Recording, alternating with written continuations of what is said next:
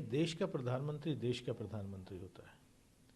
हमारे देश के प्रधानमंत्री के ऊपर कोई भी विदेशी व्यक्ति, विदेशी कोई किसी सरकार का कोई राष्ट्राध्यक्ष या मंत्री कोई अगर अभद्र टिप्पणी करता है तो संपूर्ण देश उसके खिलाफ है। लेकिन खास बात यह है कि जब लक्षद्वीप की जनता के ऊपर उनके कल्चर और उनकी जो धरोहर को उजाड़ा जा रहा था, उस वक्त ये ट्रोल आर्मी कहां थी? संपूर्ण देश प्रधानमंत्री जी के साथ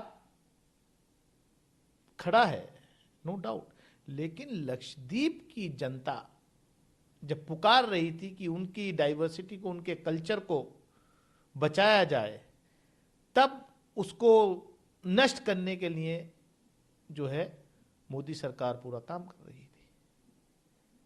और जहां तक विदेशी लोगों का मामला है, वो कोई भी हो, भारत उस मामले में देश इकट्ठा है और रहा, ये हमारी परंपरा रही है। और खासतौर से हम लोग उस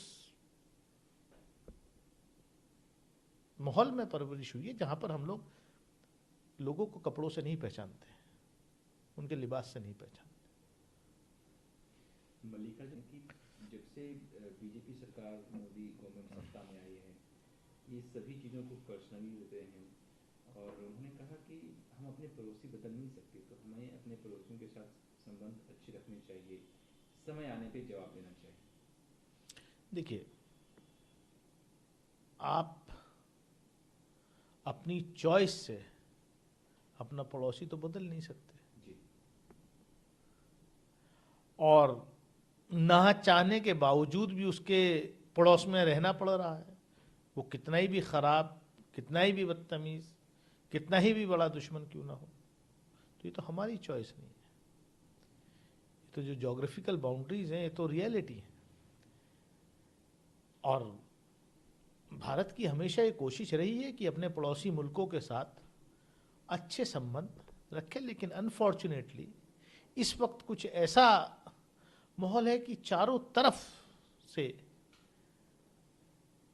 हमारे पड़ोस के मुल्कों से रिश्ते उतने बेहतर नहीं हैं जितने होने चाहिए।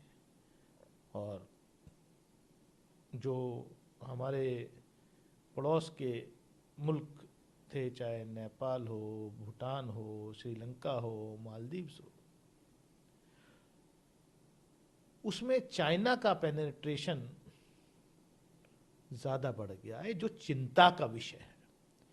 ठीक है, पाकिस्तान के साथ